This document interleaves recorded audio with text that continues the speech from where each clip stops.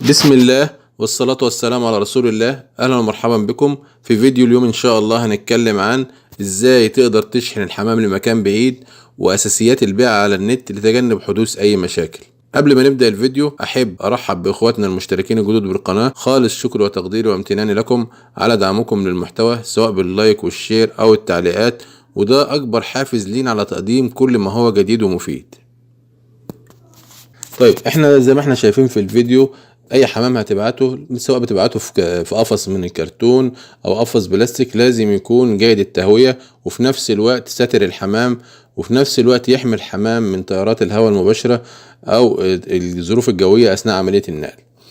الحمام طبعا لازم قبل ما احطه في الصندوق اراعي حاجات: ان هو يكون واكل وشارب، الحاجة التانية يكون صحته كويسة، خالي من الامراض، خالي من اي مشاكل. اراعي العدد وحجم الحمام بالنسبه يعني اختار قفص مناسب او كرتونه مناسبه، واراعي العدد فيها، ما كدس الحمام فيه، يبقى الحمام حر الحركه فيه زي ما حضراتكم شايفين. وابدا ان انا اجهزها واعمل فيها فتحات للتهويه بحيث ان هي ما تضيفش القفص ده او الكرتونه ديت، وفي نفس الوقت الحمام جوه ما يتخنقش او درجه الحراره جوه ترتفع عن اللازم.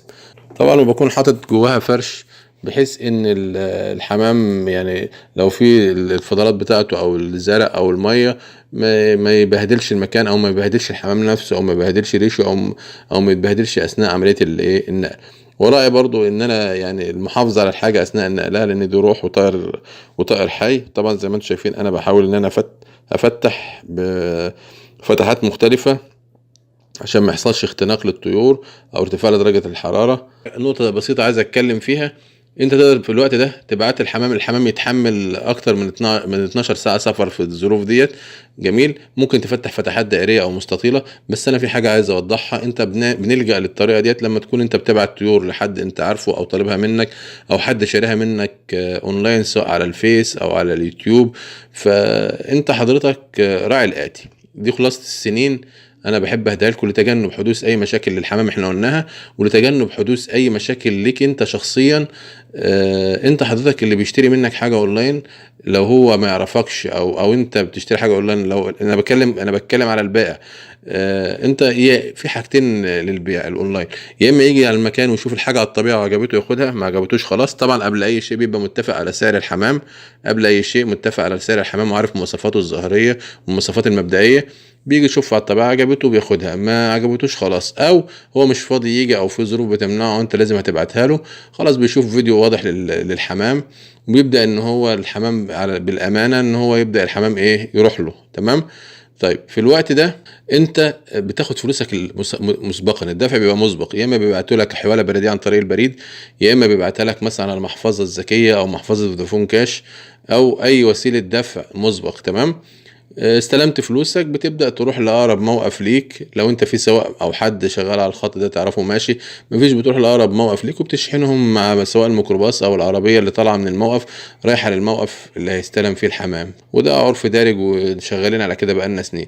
بيقابل الراجل وبياخد حاجته، بس قبل ما يجي يطلع الحاجة من الكرتونة طبعا راعي ان انت بتطلعها في مكان كويس، تفتح الكرتونة شوية كويس.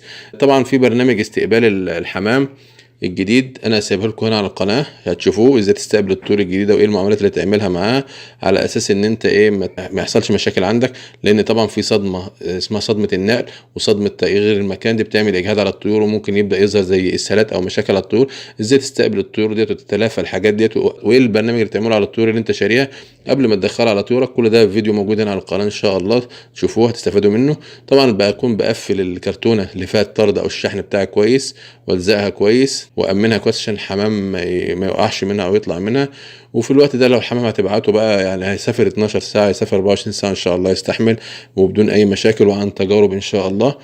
وطبعا اتمنى لكم ولطيوركم الخير والسلامه ان شاء الله. طريقه الشحن او البيع الاونلاين دي طريقه منتشره جدا وبقت افضل من الاسواق دلوقتي، بالذات لما تكون بتتعامل يعني مع حد ثقه. طبعا لا حيلة في الرزق، انت رزقك هتاخده. اهم حاجة ان انت اظهر الحاجة المباعة بمواصفاتها وان شاء الله هتاخد رزقك برضه. وفي نهاية الفيديو اتمنى ان الفيديو يكون افادكم، وما تنسوش الاشتراك بالقناة وتفعيل الجرس ليصلكم كل جديد. دمتم في حفظ الله ورعايته، ونلقاكم دوما على خير، والسلام عليكم ورحمة الله وبركاته.